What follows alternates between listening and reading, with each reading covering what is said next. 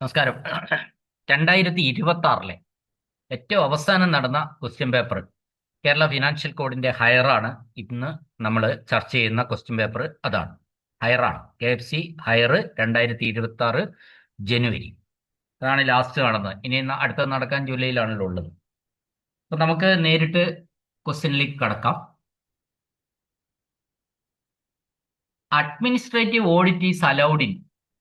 Administrative audit എവിടെ അനുവദനീയമാണ്? Answer: secret service expenses. രഹസ്യ സേവന ചെലവ് അഥവാ സീക്രട്ട് സർവീസ് എക്സ്പെൻസിൽ അഡ്മിനിസ്ട്രേറ്റീവ് ഓഡിറ്റ് അനുവദനീയമാണ്. ഇതിലിപ്പോ ഇങ്ങനെ പറയാനുള്ള കാരണം, നമ്മൾ സീക്രട്ട് സർവീസ് എന്താന്ന് ഒരുപാട് തവണ കഴിഞ്ഞ ക്ലാസ്സുകളിലൊക്കെ പറഞ്ഞതാണ്. നമ്മൾ സാധാരണയായിട്ട് ഗവൺമെന്റ് ഫണ്ടുകളിൽ നിന്ന് നടത്തുന്ന ചെലവുകൾ CAG പരിശോധിക്കും, അല്ലേ? അവര് ഓഡിറ്റ് നടത്തും. എന്നാൽ രഹസ്യ സ്വഭാവമുള്ള ചെലവുകൾ, ഇപ്പോ ഉദാഹരണത്തിന് രഹസ്യാന്വേഷണ വിഭാഗമായിട്ടോ സുരക്ഷയുമായോ ബന്ധപ്പെട്ടവ സാധാരണ രീതിയിലുള്ള അത്തരത്തിലുള്ള ചെലവുകൾ സാധാരണ രീതിയിലുള്ള ഓഡിറ്റിങ്ങിന് വിധേയമാക്കാറില്ല. ഈ വിഭാഗത്തിൽ വരുന്ന ചെലവുകൾ സംബന്ധിച്ച് സർക്കാരിന്റെ ബന്ധപ്പെട്ട ഉദ്യോഗസ്ഥര് അല്ലെങ്കിൽ വകുപ്പ് മേധാവികൾ തന്നെയാണ് ഭരണപരമായ പരിശോധനയും സർട്ടിഫിക്കേഷനും നടത്തുന്നത്. അതുകൊണ്ടാണ് പറയുന്നത് ഇതിന് അഡ്മിനിസ്ട്രേറ്റീവ് ഓഡിറ്റ് മാത്രമേ ഉള്ളൂ, അല്ലാതെ ഡീറ്റെയിൽഡ് ഓഡിറ്റ് ഇതിന് ഇല്ല. അപ്പൊ സീക്രട്ട് സർവീസ് എക്സ്പെൻസിലാണ് എന്തുള്ളത്? അഡ്മിനിസ്ട്രേറ്റീവ് ഓഡിറ്റ് അനുവദനീയമാണ്. അതിന്റെ അപ്പുറത്തേക്കുള്ള ഓഡിറ്റ് ഇല്ല. അടുത്ത ചോദ്യം: running account is a. Running account എന്ന് പറയുന്നത് ഇവിടെ താഴെ പറയുന്ന ഓപ്ഷനിൽ റവന്യൂ അക്കൗണ്ട്, റീഅപ്രോപ്രിയേഷൻ അക്കൗണ്ട്, കോൺട്രാക്ടറുടെ അക്കൗണ്ട്, പബ്ലിക് അക്കൗണ്ട്. ഇതിൽ റണ്ണിങ് അക്കൗണ്ട് എന്ന് പറയുന്നത് കോൺട്രാക്ടറുടെ അക്കൗണ്ടാണ്.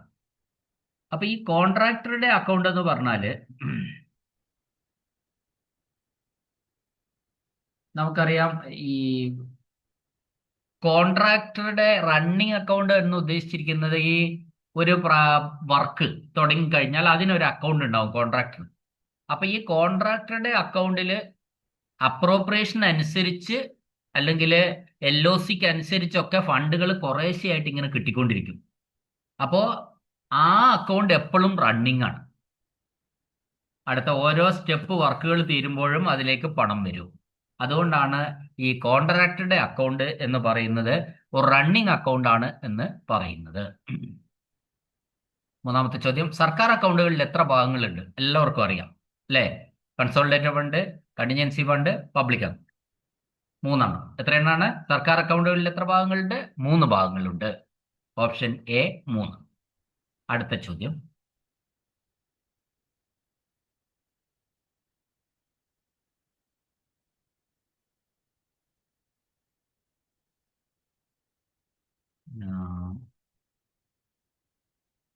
പൊതുപണം, public money may be used for the benefit of a particular person if it is. അതായത് പൊതുപണം ഒരു പ്രത്യേക വ്യക്തിയുടെ പ്രയോജനത്തിനായി ഉപയോഗിക്കാവുന്നതാണ്. എങ്ങനെയാണെങ്കിൽ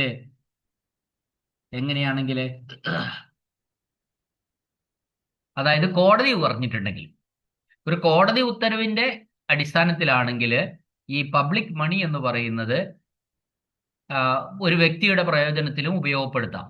made under A court order. അപ്പൊ അതുകൊണ്ട് ആൻസർ കോടതി ഉത്തരവുള്ളതാണെങ്കിൽ ഇത്തരത്തില് ചെയ്യാവുന്നതാണ്. അതായത് ഒരു പൊതുപണം ഒരു വ്യക്തിയുടെ പ്രയോജനത്തിനായിട്ട് ഉപയോഗിക്കാവുന്നതാണ്. അടുത്ത ചോദ്യം: discretionary grants are sanctioned by.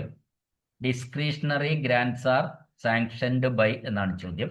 അത് സാധാരണഗതിയിൽ പറയുന്നത്, ഈ ഡിസ്ക്രിഷണറി ഗ്രാന്റ് എന്ന് പറഞ്ഞാൽ വിവേചന അധികാര ഗ്രാന്റുകളാണ്. ആ ഗ്രാന്റുകൾ സാധാരണഗതിയിൽ ഗവർണർക്കും റവന്യൂ ഉദ്യോഗസ്ഥർക്കും നടപ്പാക്കാവുന്നതാണ്, അനുവദിക്കാവുന്നതാണെന്നാണ് നമ്മൾ കേരള ഫിനാൻഷ്യൽ കോഡിൽ പറയുന്നത്. അങ്ങനെയാണ്. ഗവർണർക്കും അതേപോലെ റവന്യൂ ഉദ്യോഗസ്ഥർക്കും അനുവദിക്കാം.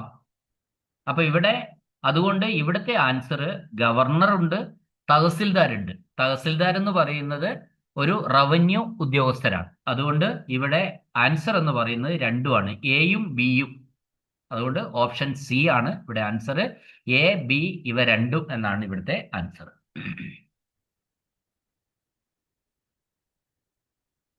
അടുത്തത് KFCയുടെ ആർട്ടിക്കിൾ ആണ്, അത് ഞാൻ ഡിസ്കസ് ചെയ്യുന്നില്ല. അടുത്ത ചോദ്യം, കണ്ടിൻജന്റ് ചെലവുകളുടെ പ്രത്യേക നിയമങ്ങളിൽ പരാമർശിച്ചിരിക്കുന്ന ഒഴിവാക്കലിന്റെ കാര്യത്തിൽ ആരുടെ സമ്മതം ആവശ്യമാണ്? അപ്പോ whose concurrence is necessary in the case of exceptions mentioned in a special rules of contingent expenditure. അതായത് കണ്ടിൻജന്റ് ചെലവുകളുടെ പ്രത്യേക നിയമങ്ങളിൽ പരാമർശിച്ചിരിക്കുന്ന ഒഴിവാക്കലുകളുടെ കാര്യത്തിൽ ആരുടെ സമ്മതം വേണമെന്നാണ് ചോദിച്ചിരിക്കുന്നത്. അപ്പോ ഇതിന്റെ ആൻസർ എന്ന് പറയുന്നത് അതിന് ധനകാര്യ വകുപ്പിന്റെ മുൻകൂർ അനുമതി ആവശ്യമാണ്, അല്ലെങ്കിൽ കൺകറൻസ് വേണം, സമ്മതം വേണം. അപ്പോ ഇത് സാമ്പത്തിക കാര്യങ്ങളിലോ അല്ലെങ്കിൽ ഇളവുകളിലോ അന്തിമ അനുമതി നൽകാനുള്ള അധികാരം ധനകാര്യ വകുപ്പിലാണ് ശരിക്കും നിക്ഷിപ്തമായിട്ടുള്ളത്. അതുകൊണ്ടാണ് ഇങ്ങനെ ഒരു ആൻസർ വന്നിട്ടുള്ളത്. ഓക്കെ, അടുത്ത ചോദ്യം, the money over which the government has no administrative control but has legal control. സർക്കാരിന് ഭരണപരമായ നിയന്ത്രണമില്ലാത്തതും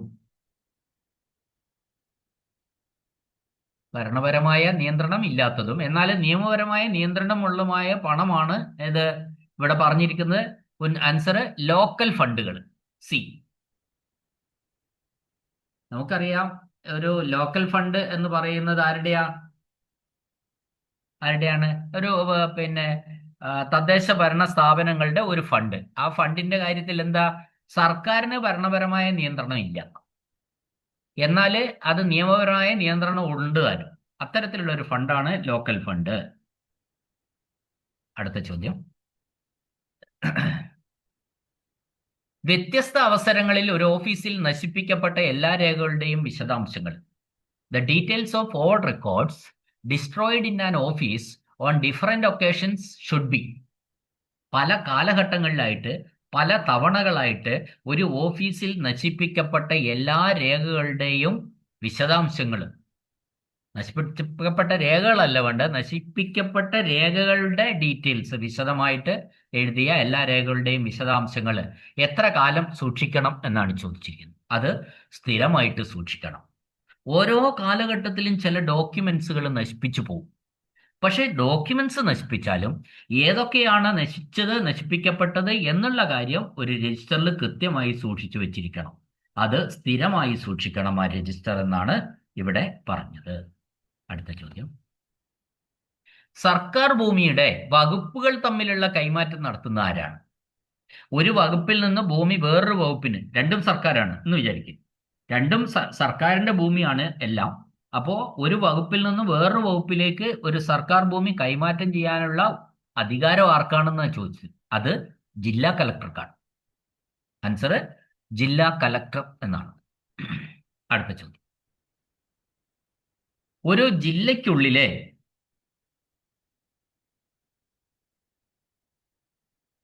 ഒരു സർക്കാർ അക്കൗണ്ടിൽ നിന്ന് ഒരു നിർദ്ദിഷ്ട വ്യക്തിക്ക് പണം നൽകുന്നതിനുള്ള ഉത്തരവ്, ശ്രദ്ധിച്ചു കേൾക്കണേ, ഒരു ജില്ലയ്ക്കുള്ളിലെ ഒരു സർക്കാർ അക്കൗണ്ടിൽ നിന്ന് ഒരു നിർദ്ദിഷ്ട വ്യക്തിക്ക് പണം നൽകുന്നതിനുള്ള ഉത്തരവിനാണ് നമ്മൾ ആൻസർ ക്യാഷ് ഓർഡർ എന്ന് പറയുന്നത്. ക്യാഷ് ഓർഡറിന്റെ കണ്ടീഷനിൽ നിങ്ങൾ പ്രത്യേകം ശ്രദ്ധിക്കേണ്ട ഒരു കാര്യം എന്താണെന്ന് വെച്ചാൽ, ക്യാഷ് ഓർഡർ ആണ് ആൻസർ എങ്കിൽ ജില്ലയ്ക്കുള്ളിൽ എന്ന് പറഞ്ഞിട്ടുണ്ടാവും. അത് ജില്ലയ്ക്കുള്ളിലെ ഒരു സർക്കാർ അക്കൗണ്ടിൽ നിന്ന് ഒരു നിർദ്ദിഷ്ട വ്യക്തിക്ക് പണം നൽകുന്നതിനുള്ള ഒരു ഉത്തരവാണ് ക്യാഷ് ഓർഡർ. അപ്പോ സർക്കാർ സാമ്പത്തിക ഇടപാടുകളിൽ ട്രഷറി വഴി പണം നൽകുന്നതുമായി ബന്ധപ്പെട്ട കാര്യമാണിത് ശരിക്കും ക്യാഷ് ഓർഡർ. ഒരേ ജില്ലയ്ക്കുള്ളിലെ ട്രഷറി അക്കൗണ്ടുകൾ വഴിയോ അല്ലെങ്കിൽ നിർദ്ദിഷ്ട വ്യക്തിക്ക് ജില്ലയ്ക്കുള്ളിൽ പണം കൈമാറാൻ ഉപയോഗിക്കുന്ന ഒരു ഉത്തരവാണ് ഈ ക്യാഷ് ഓർഡർ എന്ന് പറയുന്നത്. ഇവിടെ പറഞ്ഞിരിക്കുന്ന മറ്റ് ഓപ്ഷൻസ് ഉണ്ട്. അതിലൊന്ന് ചെക്കാണ്. നമുക്കറിയാലോ ബാങ്ക് അക്കൗണ്ടുകൾ വഴിയുള്ള പണം കൈമാറ്റങ്ങൾക്ക് ഉപയോഗിക്കുന്നതാണ് ചെക്ക്. പിന്നെ ബുക്ക് ട്രാൻസ്ഫർ ഉണ്ട്. ബുക്ക് ട്രാൻസ്ഫർ എന്ന് പറഞ്ഞാൽ പണമായി നൽകുകയല്ല ചെയ്യുന്നത്, മറിച്ച് അക്കൗണ്ടുകൾ തമ്മിൽ ഡെബിറ്റ് ക്രെഡിറ്റ് ചെയ്യുന്നതാണ് ഈ ബുക്ക് ട്രാൻസ്ഫർ എന്ന് പറയുന്നത്. മൂന്നാമത്തെ ഡ്രാഫ്റ്റ് ആണ്. ഇപ്പൊ ഡ്രാഫ്റ്റ് സാധാരണഗതിയിൽ ജില്ലയ്ക്ക് പുറത്തേക്കോ മറ്റ് സ്ഥലങ്ങളിലേക്കുള്ള പണമിടപാടുകൾക്കാണ് സാധാരണഗതിയിൽ ഡ്രാഫ്റ്റ് ഉപയോഗിക്കുന്നത്. ക്ലിയർ അല്ലേ? അപ്പോ എന്ത് ക്ലിയർ അല്ലേ എന്ന്, ക്യാഷ് ഓർഡർ ക്ലിയർ അല്ലേ എന്നാ ചോദിച്ചത്. ഓക്കെ, അടുത്ത ചോദ്യം. കണ്ടിജൻസി ഫണ്ടിൽ നിന്ന് advance from contingency fund are made by. Contingency ഫണ്ടിൽ നിന്നുള്ള അഡ്വാൻസുകൾ നൽകുന്നത് ആരാണ്? നമുക്കറിയാം, ഒരു സംസ്ഥാനത്തിന്റെ കണ്ടിജൻസി ഫണ്ട് എന്ന് പറഞ്ഞാൽ അത് ഗവർണറാണ് അതിന്റെ പൂർണ്ണ അധികാരി. നടപ്പിലാക്കുന്നത് ധനകാര്യ വകുപ്പ് മുഖാന്തരമാണ്. പക്ഷെ കണ്ടിജൻസി ഫണ്ടിന്റെ ഒരു അതോറിറ്റി എന്ന് പറയുന്നത് ഗവർണറാണ്. അതുകൊണ്ട് കണ്ടിജൻസി ഫണ്ടിൽ നിന്നുള്ള അഡ്വാൻസ് നൽകുന്ന ആരാന്ന് ചോദിച്ചാൽ അത് ഗവർണറാന്ന് തന്നെ നമ്മൾ പറയേണ്ടിയിരിക്കുന്നു. അടുത്ത ചോദ്യം.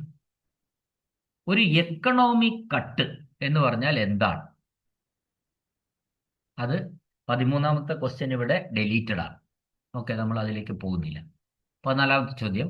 വായ്പയുടെ വാർഷിക കുടിശ്ശിക സ്റ്റേറ്റ്മെന്റ് തയ്യാറാക്കുന്നത് ആരാണെന്നാ ചോദിച്ചത്. വായ്പയുടെ annual outstanding statement of loan is prepared by. അത് അക്കൗണ്ടന്റ് ജനറൽ ആണ്. വായ്പയുടെ വാർഷിക കുടിശ്ശിക statement, annual outstanding statement of loan. അപ്പോ ഇത് സാധാരണഗതിയിൽ സർക്കാർ ജീവനക്കാർ എടുക്കുന്ന വായ്പകളുടെയും അഡ്വാൻസ് ലോണ് കണക്കുകൾ സൂക്ഷിക്കുന്നതും അവയുടെ വാർഷിക കുടിശ്ശിക സ്റ്റേറ്റ്മെന്റ്, ആനുവൽ ഔട്ട്സ്റ്റാൻഡിംഗ് സ്റ്റേറ്റ്മെന്റ് തയ്യാറാക്കുന്നതും അക്കൗണ്ടന്റ് ജനറൽ ആണ്, ആ ഓഫീസാണ്. അപ്പോ സാധാരണ സർക്കാർ ഉദ്യോഗസ്ഥരുടെ ലോൺ അക്കൗണ്ടുകൾ പ്രധാനമായിട്ട് അത് ഓർത്തിരുന്നുള്ള, സാധാരണഗതിയിൽ സർക്കാർ ഉദ്യോഗസ്ഥരുടെ ലോൺ അക്കൗണ്ടുകൾ മെയിൻറ്റെയിൻ ചെയ്യുന്നത് AG ആണ്. HBA ഒക്കെ ഹൗസ് ബിൽഡിംഗ് അഡ്വാൻസ് ഉണ്ടല്ലോ, അതെല്ലാം മെയിൻറ്റെയിൻ ചെയ്യുന്നത് AG ആണ്. അടുത്ത ചോദ്യം. Which is not true in the case of running contract. Running കോൺട്രാക്റ്റിന്റെ കേസിൽ ഏതാണ് താഴെ പറയുന്നവയിൽ ഏതാണ് ഒരു ശരിയല്ലാത്തത്? Not true. ഇവിടെ ആൻസർ അങ്ങനെ ശരിയല്ലാത്തത് എന്ന് പറയാം. റണ്ണിംഗ് കോൺട്രാക്റ്റിന്റെ കാര്യത്തിൽ, അത് നടപ്പിലാക്കുന്ന കാര്യത്തിൽ ശരിയല്ല എന്ന് പറയുന്നത് സ്റ്റോർ പർച്ചേസ് വകുപ്പ് മാത്രം തീർപ്പാക്കുന്നു എന്നാണ്. അപ്പോൾ ഒരു റണ്ണിംഗ് കരാറിന്റെ പ്രധാന സവിശേഷതകൾ എന്തൊക്കെയാ? അത് നിർദ്ദിഷ്ട വിലയുണ്ടാവും. സാധനങ്ങളുടെ വില അല്ലെങ്കിൽ നിരക്ക് മുൻകൂട്ടി കൃത്യമായി നിശ്ചയിച്ചിട്ടുണ്ടാവും. അപ്പോ ആദ്യത്തെ ഓപ്ഷൻ അതാ, നിർദ്ദിഷ്ട വില. അത് റണ്ണിംഗ് കോൺട്രാക്റ്റിന്റെ കാര്യത്തിൽ ശരിയാണ്. രണ്ടാമത്, വിതരണം ചെയ്യേണ്ട സ്റ്റോറുകളുടെ എണ്ണം ഏകദേശമാണ്. അതും ശരിയാണ്. മൂന്നാമത്, കരാറ് ഒരു പ്രത്യേക ഇടവേളയ്ക്കുള്ളിലാണ് എന്ന് പറഞ്ഞാൽ ഒരു പ്രത്യേക കാലയളവിലേക്കോ ഇടവേളയിലേക്കോ, ചിലപ്പോൾ ഒരു ഉദാഹരണം പറഞ്ഞാൽ ഒരു വർഷത്തേക്ക്, അങ്ങനെയൊക്കെയാണ് മാത്രമാണ് ഇത്തരം കരാറുകൾ നിലനിൽക്കുന്നത്. അതിനാൽ ഈ എയും ശരിയാണ്, ബിയും ശരിയാണ്, സിയും ശരിയാണ്. എന്നാൽ ശരിയല്ലാത്തത് ഏതാ? സ്റ്റോർ പർച്ചേസ് വകുപ്പ് മാത്രം തീർപ്പാക്കുന്നു. അപ്പോൾ ശരിക്കും ഈ സ്റ്റോർ പർച്ചേസ് ഡിപ്പാർട്ട്മെന്റ് വഴി മാത്രമായിട്ട് പരിമിതപ്പെടുത്തിയിട്ടില്ല. അപ്പോൾ വിവിധ സർക്കാർ വകുപ്പുകൾക്കും അതത് പർച്ചേസിംഗ് അധികാരികൾക്കും അവരുടെ ആവശ്യങ്ങൾക്കായിട്ട് ഇത്തരം കരാറുകൾ നടപ്പിലാക്കാനും തീർപ്പാക്കാനും അധികാരമുണ്ട്. സ്റ്റോർ പർച്ചേസ് വകുപ്പിന് മാത്രമല്ല. അതുകൊണ്ട് the answer is D. Store purchase വകുപ്പിന് മാത്രം തീർപ്പാക്കുന്നു എന്ന വാദം ശരിയല്ല. അതാണ് അടുത്ത ചോദ്യം. സർക്കാർ ഇടപാടുകൾ രേഖപ്പെടുത്തുന്നതിനുള്ള അക്കൗണ്ടുകളുടെയും റിട്ടേണുകളുടെയും ഫോമുകൾ നിർദ്ദേശിക്കുന്നത്, അതിവിടെ ഗവൺമെന്റ് എന്ന് പറഞ്ഞിട്ടുണ്ട്, AG പറഞ്ഞിട്ടുണ്ട്. ഇവിടെ ആൻസർ ഗവൺമെന്റും AGയുമാണ്, എയും ബിയും കൂടിയാണ്. ഏത്? സർക്കാർ ഇടപാടുകൾ രേഖപ്പെടുത്തുന്നതിനുള്ള അക്കൗണ്ടുകളുടെയും റിട്ടേണുകളുടെയും ഫോമുകൾ നിർദ്ദേശിക്കുന്നത് ഗവൺമെന്റും അക്കൗണ്ടന്റ് ജനറലും കൂടിയാണ്. 17 ഡെലീറ്റഡ് ആണ് ക്വസ്റ്റ്യൻ. അടുത്തത് 18.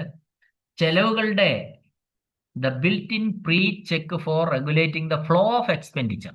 ചെലവുകളുടെ ഒരു ഒഴുക്ക് നിയന്ത്രിക്കുന്നതിലുള്ള ബിൽറ്റ് ഇൻ പ്രീ ചെക്ക് എന്ന് പറയുന്നത് എന്താണ് എന്നാണ് ചോദിച്ചിരിക്കുന്നത്. 18ാമത്തെ ചോദ്യം. ചെലവുകളുടെ ഒഴുക്ക് നിയന്ത്രിക്കുക, ഫ്ലോ ഓഫ് എക്സ്പെൻഡിച്ചർ നിയന്ത്രിക്കാനുള്ള ബിൽറ്റ് ഇൻ പ്രീ ചെക്ക് എന്ന് പറയുന്നത് എന്താണെന്നാണ് ഉദ്ദേശിക്കുക. അതിന്റെ ആൻസർ ലെറ്റർ ഓഫ് ക്രെഡിറ്റ് ആണ്. എക്സ്പെൻസിന്റെ ചെലവുകളുടെ ഒഴുക്ക് നിയന്ത്രിക്കുന്നതിനുള്ള ഒരു സംവിധാനമാണ് ലെറ്റർ ഓഫ് ക്രെഡിറ്റ് അല്ലെങ്കിൽ LOC. അപ്പോ അതെന്താണ്? സർക്കാർ വകുപ്പുകളിലെ ചെലവുകൾ അനിയന്ത്രിതമായി വർദ്ധിക്കുന്നത് തടയാനും അനുവദിച്ച ഫണ്ട് ഘട്ടങ്ങളിലായി മാത്രം ചെലവഴിക്കുന്നുണ്ടെന്ന് ഉറപ്പുവരുത്താനുമുള്ള ഒരു ബിൽറ്റ് ഇൻ പ്രീ ചെക്ക് സംവിധാനമാണ് ഈ ലെറ്റർ ഓഫ് ക്രെഡിറ്റ് എന്ന് പറയുന്നത്. അപ്പോൾ ട്രഷറിയിലൂടെയോ ബാങ്ക് വഴിയോ പണം പിൻവലിക്കുമ്പോൾ തുകയുടെ പരിധി നിശ്ചയിക്കുന്നത് ഇതിലൂടെയാണ്. ഇപ്പൊ നമ്മൾ ഒരു ഉദാഹരണം പറഞ്ഞാൽ, ഒരു PWDക്ക് ഒരു സാമ്പത്തിക വർഷത്തിലെ പ്രവർത്തനങ്ങൾക്കായിട്ട് 50 ലക്ഷം രൂപ ബജറ്റിൽ അവതരിപ്പിച്ചു.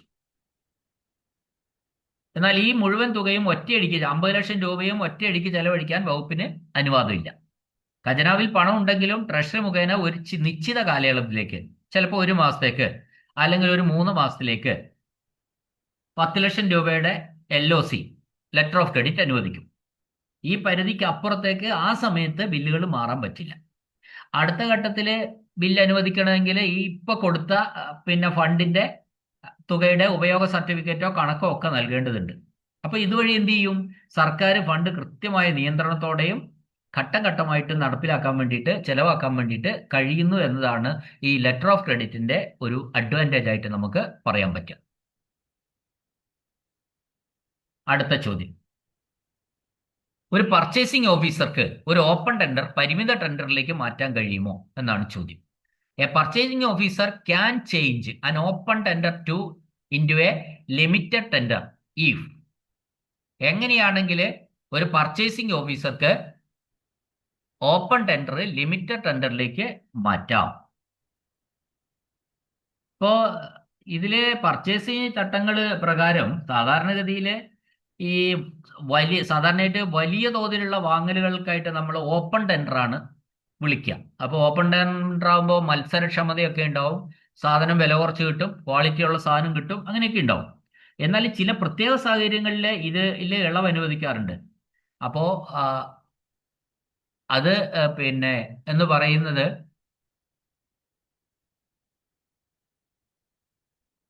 ഒരു ഉദാഹരണം പറഞ്ഞാൽ, സാധനങ്ങൾ അടിയന്തരമായി ആവശ്യമുള്ള സന്ദർഭങ്ങളിൽ പൊതുവായിട്ട് ടെൻഡർ വിളിച്ചിട്ട് കാത്തിരിക്കാൻ സമയമില്ലാത്തത് കൊണ്ട് ഓപ്പൺ ടെൻഡർ പരിമിത ടെൻഡറായിട്ട് ചുരുക്കാൻ വേണ്ടി പർച്ചേസിംഗ് ഓഫീസർമാർക്ക് അധികാരമുണ്ട്. കേട്ടല്ലോ? അപ്പോൾ വളരെ അത്യാവശ്യമുള്ള സാധനങ്ങളാവും. അപ്പോൾ ഈ ഓപ്പൺ ടെൻഡർ വിളിക്കുമ്പോൾ അതിന് കുറച്ച് കാലവും ഇതൊക്കെ കാത്തിരിക്കേണ്ടതായിട്ട് വരും. അപ്പോൾ അങ്ങനെ ഒരു സാഹചര്യം വന്നാൽ അത് ഈ വിളിക്കുന്ന ആളിന് ഓപ്പൺ ടെൻഡർ ലിമിറ്റഡ് ടെൻഡറായിട്ട് മാറ്റാൻ പറ്റും. അപ്പൊ ഇത്തരത്തില് ഓപ്പൺ ടെൻഡർ രീതിയിൽ നിന്ന് പാറി പരിമിത ടെൻഡർ രീതി സ്വീകരിക്കുമ്പോൾ അതിനുള്ള കാരണം അക്കൗണ്ടന്റ് ജനറലെ ഔദ്യോഗികമായിട്ട് അറിയിച്ചിരിക്കണം, അത്രയേ ഉള്ളൂ. അതുകൊണ്ട് ഇവിടെ ആൻസർ ആർട്ടിക്കിൾ അടിയന്തരമായി ആവശ്യമുണ്ടെങ്കിൽ അത് ശരിയാണ്. മാറ്റത്തിനുള്ള കാരണങ്ങൾ അദ്ദേഹം AG അറിയിക്കുന്നു, അതും ശരിയാണ്. ഈ 2 കാര്യങ്ങൾ ചെയ്യാം. പർച്ചേസിംഗ് ഓഫീസർക്ക് അതിനുള്ള പരിമിത ലിമിറ്റഡ് ടെൻഡറിലേക്ക് മാറാനുള്ള അധികാരം ഉണ്ട്. അടുത്ത ചോദ്യം, പരിശോധനാ റിപ്പോർട്ടുകളുടെ എത്ര കണ്ണികൾ ഫോം 4B നൽകണം? പരിശോധനാ റിപ്പോർട്ടുകൾ. അപ്പൊ അതില് ഫോം B പറയുന്നത്, നമ്മൾ ഓഫീസുകളിൽ ലഭിക്കുന്ന ചോദ്യം ഇതാണ്: പരിശോധനാ റിപ്പോർട്ടുകളുടെ എത്ര കണ്ണികൾ പാരഗ്രാഫ് ഫോം 4B നൽകണം? അപ്പൊ അതില് ആൻസർ എന്ന് പറയുന്നത് AGയിൽ നിന്നുള്ള അർദ്ധവാർഷിക സ്റ്റേറ്റ്മെന്റുകളെ അടിസ്ഥാനമാക്കിയിട്ടാണ്. Based on half yearly statements from AG. അപ്പോൾ ഓഫീസുകളിൽ ലഭിക്കുന്ന ഓഡിറ്റ് പരിശോധനാ റിപ്പോർട്ടുകളും, അതാണ് ഇൻസ്പെക്ഷൻ റിപ്പോർട്ട്, അവയിലെ തീർപ്പാക്കാനുള്ള പരാതികളും പാരഗ്രാഫുകളും, അതായത് ഔട്ട്സ്റ്റാൻഡിംഗ് പാരാസ്, കൃത്യമായി രേഖപ്പെടുത്തി വെക്കാനായിട്ട് കേരള ഫിനാൻഷ്യൽ കോഡ് വോളിയം 2 പ്രകാരമുള്ള ഫോം 4B രജിസ്റ്റർ എല്ലാ ഓഫീസുകളിലും പരിപാലിക്കേണ്ടതുണ്ട്. ഈ രജിസ്റ്ററിലേക്ക് നമ്മൾ പരിശോധനാ റിപ്പോർട്ടിലെ വിവരങ്ങളും ഔട്ട്സ്റ്റാൻഡിംഗ് പാരഗ്രാഫുകളും ചേർക്കുന്നത് അക്കൗണ്ടന്റ് ജനറലിൽ നിന്ന് ലഭിക്കുന്ന ഹാഫ് ഇയർലി സ്റ്റേറ്റ്മെന്റ്സിനെ അടിസ്ഥാനമാക്കിയിട്ടാണ്. അപ്പൊ അങ്ങനെയുള്ള ഇതുപ്രകാരം ഓഡിറ്റ് റിപ്പോർട്ടിലെ വിവരങ്ങൾ 4B ഫോറത്തിൽ രേഖപ്പെടുത്തുന്നത് അക്കൗണ്ടന്റ് ജനറലിൽ നിന്നുള്ള അർദ്ധവാർഷിക സ്റ്റേറ്റ്മെന്റുകൾ പ്രകാരം ആണ്. അതുകൊണ്ടാണ് ഓപ്ഷൻ B ആണ് ഇവിടെ answer. Based on half yearly statements from AGയിൽ നിന്നുള്ള അർദ്ധവാർഷിക സ്റ്റേറ്റ്മെന്റുകളെ അടിസ്ഥാനമാക്കി എന്നതാണ് ഇവിടുത്തെ ആൻസർ. അടുത്ത ചോദ്യം 21ാമത്തെ ചോദ്യമാണ്. നിയമപരമായ ബാധ്യതയില്ലാതെ വരുമാനം ഉണ്ടാക്കിയ ഒരാൾക്ക് നോട്ടീസ് നൽകിയിട്ടുണ്ട്. നോട്ടീസ് ലഭിച്ച 4 മാസത്തിന് ശേഷം ആ വ്യക്തി റീഫണ്ട് അപേക്ഷ സമർപ്പിച്ചു. ഉദ്യോഗസ്ഥൻ അപേക്ഷ സ്വീകരിച്ച് റീഫണ്ട് അനുവദിച്ചു. ഉദ്യോഗസ്ഥന്റെ നടപടിയെക്കുറിച്ച് അഭിപ്രായം പറയുക. അപ്പോ ഇത് ഒരു പിന്നെ അർത്ഥം എന്താന്ന് വെച്ചാൽ, നിയമപരമായ ബാധ്യതയോ ഉത്തരവാദിത്വമോ ഇല്ലാതെ സർക്കാരിലേക്ക് ഒരു തുക റവന്യൂ ആയി അടച്ച ഒരാൾക്ക് ഉദ്യോഗസ്ഥൻ നോട്ടീസ് നൽകുന്നു. ഈ നോട്ടീസ് ലഭിച്ച് 4 മാസത്തിന് ശേഷം മാത്രമാണ് ആ വ്യക്തി റീഫണ്ടിനായിട്ട് അപേക്ഷ സമർപ്പിച്ചത്. അപ്പൊ ഇത് ചെയ്ത കാര്യം പറഞ്ഞല്ലോ. ഈ ഉദ്യോഗസ്ഥൻ 4 മാസത്തിന് ശേഷം സമർപ്പിച്ച അപേക്ഷയിൽ റീഫണ്ട് അനുവദിച്ചു എന്നാണ്. ആ നടപടി ശരിയല്ല എന്നതാണ് ആൻസർ. കാരണം നോട്ടീസ് ലഭിച്ച തീയതി മുതൽ 3 മാസത്തിനകം അപേക്ഷ ലഭിച്ചാൽ മാത്രമേ അത് കൊടുക്കാൻ പറ്റൂ. അല്ലെങ്കിൽ 3 മാസത്തിന് ശേഷം ലഭിക്കുന്ന അപേക്ഷകൾ നിരസിക്കണം എന്നാണ് അതിന്റെ യഥാർത്ഥം.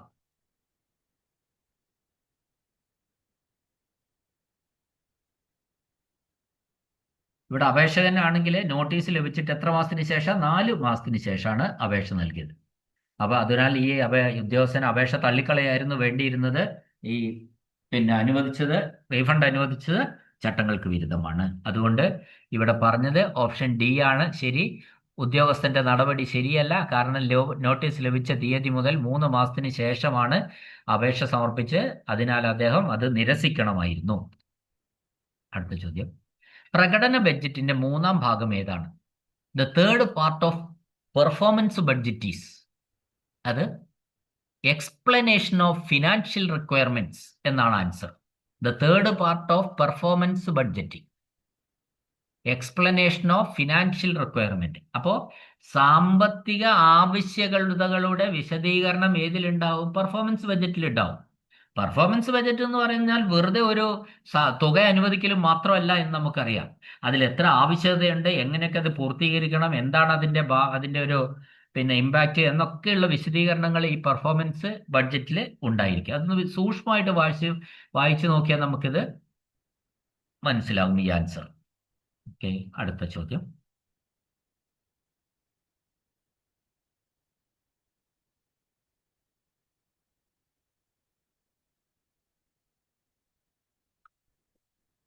തദ്ദേശ സ്വയംഭരണ സ്ഥാപനങ്ങൾക്കുള്ള സർക്കാർ വായ്പയുടെ കുടിശ്ശിക ഗഡുക്കൾ എങ്ങനെ തിരിച്ചുപിടിക്കും? അപ്പോൾ ഒരു തദ്ദേശ സ്വയംഭരണ സ്ഥാപനത്തിന് ഗവൺമെന്റ് വായ്പ കൊടുത്തു. അത് കൃത്യമായിട്ട് അടച്ചില്ലെങ്കിൽ എവിടെ നിന്ന് പിടിക്കാം? ഗ്രാൻഡിൻ്റെ നിന്ന് പിടിക്കാം. തദ്ദേശ സ്വയംഭരണ സ്ഥാപനങ്ങൾക്ക് ഗവൺമെന്റ് ഗ്രാൻഡ് എയ്ഡ് കൊടുക്കും. ആ ഗ്രാൻഡ് എയ്ഡ് കൊടുക്കുന്ന സമയത്ത് ഈ സർക്കാർ കൊടുത്ത ലോണ് കൃത്യമായി തിരിച്ചടയ്ക്കാൻ ബാക്കിയുണ്ടെങ്കിൽ ആ കുടിശ്ശിക ഗഡുക്കൾ ഏതിൽ നിന്ന് പിടിക്കാം? സർക്കാർ പഞ്ചായത്ത് മുനിസിപ്പാലിറ്റികൾക്കൊക്കെ കൊടുക്കുന്ന ഗ്രാൻഡ് എയ്ഡിൽ നിന്ന് തിരിച്ചു പിടിക്കാം. ഓക്കെ, അടുത്ത ചോദ്യം. ഒരു സർക്കാർ ഓഫീസിന്റെ സാധാരണ പ്രവർത്തനത്തിന് ആവശ്യമായ സ്റ്റോറുകൾ വാങ്ങുന്നതിനുള്ള ഭരണപരമായ അനുമതി ആരാണ് നൽകുന്നത്? സ്റ്റോർ വാങ്ങാൻ അഡ്മിനിസ്ട്രേറ്റീവ് സാങ്ഷൻ AS ആര് നൽകും? അത് വകുപ്പ് മേധാവി ആണ് അത് നൽകുക. സർക്കാർ ഓഫീസിന്റെ സാധാരണ പ്രവർത്തനത്തിന് ആവശ്യമായ സ്റ്റോറുകൾ വാങ്ങുന്നതിനുള്ള ഭരണപരമായ അനുമതി നൽകുന്നത് ഇവിടെ ഓപ്ഷൻ ബി ആണ്. Option B, head of department അല്ലെ വകുപ്പ് മേധാവി എന്നാണ് അർത്ഥം. അടുത്ത ചോദ്യം, പൊതുമരാമത്ത് വകുപ്പിന്റെ റെസിഡൻഷ്യൽ കെട്ടിടങ്ങളുടെ വാടക വീണ്ടെടുക്കുന്നതിൽ പ്രധാനമായും ഉത്തരവാദിയായ ഉദ്യോഗസ്ഥൻ ആരാണ്? PWD റെസിഡൻഷ്യൽ കെട്ടിടത്തിന്റെ അത് എക്സിക്യൂട്ടീവ് എഞ്ചിനീയർ ആണ്. Who is the officer chiefly responsible for the recovery of rent of residential buildings of the PWD? പൊതുമരാമത്ത് വകുപ്പിന്റെ റെസിഡൻഷ്യൽ കെട്ടിടങ്ങളുടെ വാടക റിക്കവറി നടത്തുന്നതിന് പ്രധാനമായും ഉത്തരവാദിത്വം ആർക്കാണ്? അത് എക്സിക്യൂട്ടീവ് എഞ്ചിനീയർ ആണ്. അത് PWD ആയിരിക്കുമല്ലോ. അപ്പോൾ PWD കാര്യമാണല്ലോ നമ്മൾ പറയുന്നത്. അടുത്ത ചോദ്യം, ട്രഷറി സാക്ഷ്യപ്പെടുത്തിയ അർദ്ധവാർഷിക പിഴ സ്റ്റേറ്റ്മെന്റ് സമർപ്പിക്കേണ്ടത്.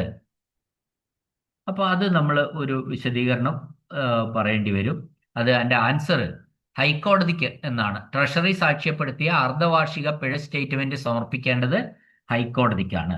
അപ്പൊ ഇതിലൊരു മനസ്സിലാവാത്ത കേസ് ഉണ്ടെന്നാണ് ഞാൻ മനസ്സിലാക്കുക. അതായത് നമ്മൾ ഈ കോടതികൾ വഴി ചുമത്തുന്ന പിഴത്തുകയുമായി ബന്ധപ്പെട്ട കണക്കുകൾ സൂക്ഷിക്കുന്നതിലും അവ ട്രഷറി വഴി സർക്കാരിലേക്ക് കൊടുക്കുന്നതിനും കർശനമായ നിയമമുണ്ട്.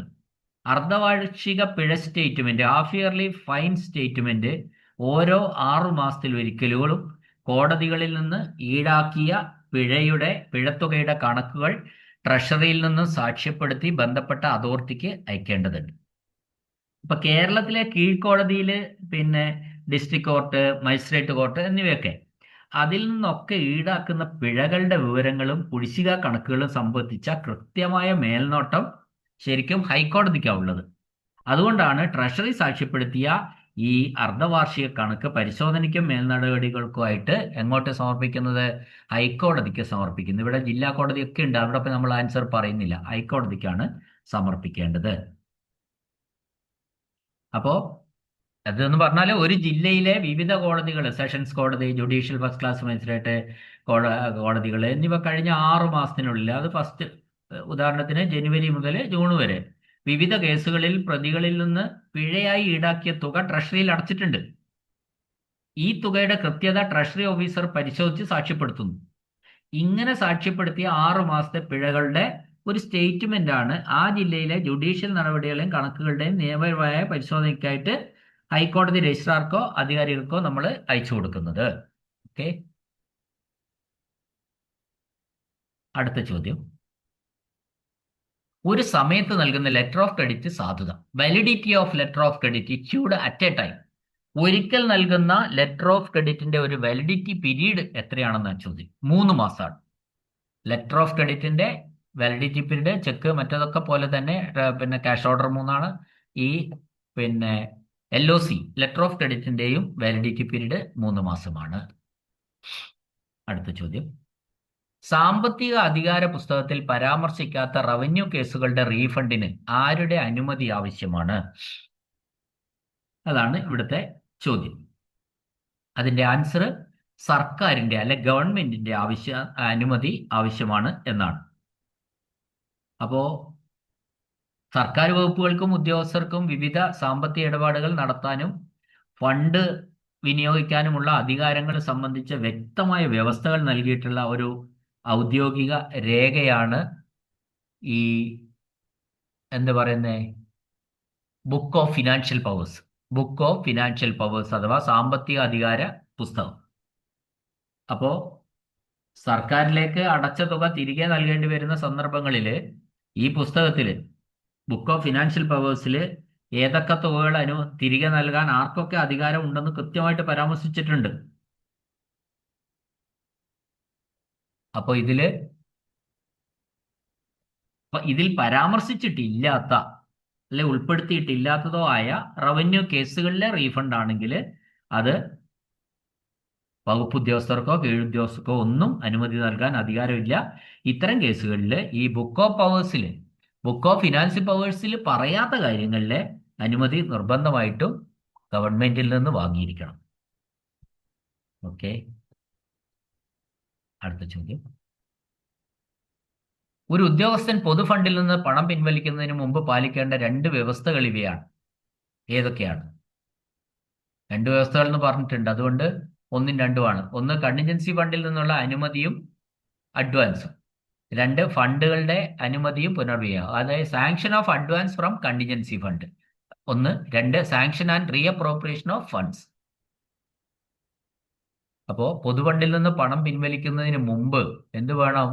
കണ്ടിൻജൻസി ഫണ്ടിൽ നിന്ന് the 2 conditions to be satisfied before withdrawing money from public fund by an officer are 1 sanction and advance from contingency fund, 2 sanction and reappropriation of funds.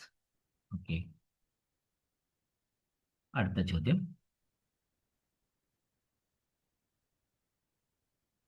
Budget സൈക്കിളിന്റെ ശരിയായ മാസം തിരിച്ചുള്ള വികസനം ഏതാണ്?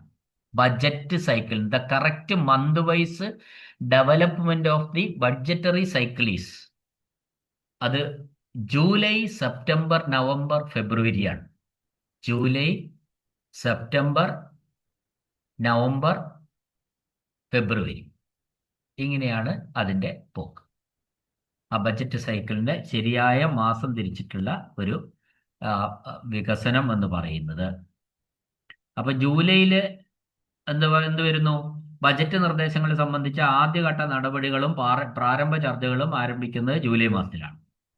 സെപ്റ്റംബറിലാണെങ്കിലോ വകുപ്പുകൾ അവരവരുടെ ബഡ്ജറ്റ് എസ്റ്റിമേറ്റുകൾ തയ്യാറാക്കി സമർപ്പിക്കേണ്ടത് സെപ്റ്റംബർ മാസത്തിലാണ്.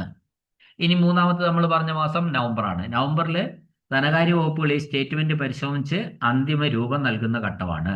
ഫെബ്രുവരിയിലാണെങ്കിലോ അന്തിമ ബജറ്റ് നിയമസഭയിൽ അവതരിപ്പിക്കുന്നതും പാസ്സാക്കുന്നതും ഫെബ്രുവരിയിലാണ്.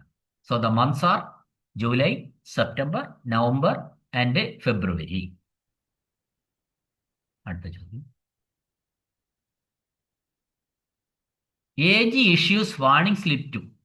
വാണിംഗ് സ്ലിപ്പ് AG ആർക്കാണ് നൽകുന്നത്? അക്കൗണ്ടന്റ് ജനറൽ വാണിംഗ് സ്ലിപ്പുകൾ നൽകുന്നത് ഡ്രോയിങ് ഓഫീസർക്കാണ്.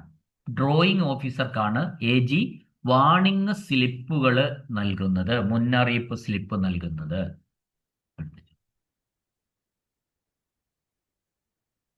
ഇന്ത്യൻ ഭരണഘടനയുടെ ആർട്ടിക്കിൾ 151(2) പ്രകാരം ഒരു സംസ്ഥാന നിയമസഭയ്ക്ക് മുന്നിൽ സമർപ്പിച്ച സ്റ്റേറ്റ്മെന്റ്, ആ 151(2) പ്രകാരം എന്ന് പറയുന്നത് ഓഡിറ്റ് റിപ്പോർട്ടാണ്.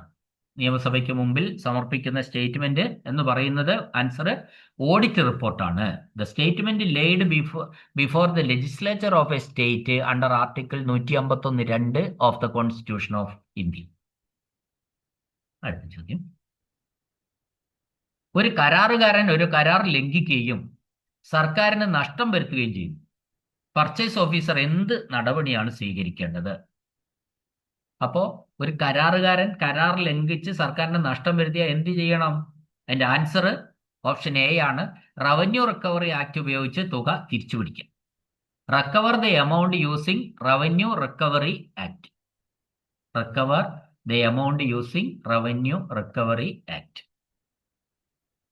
ഓക്കെ.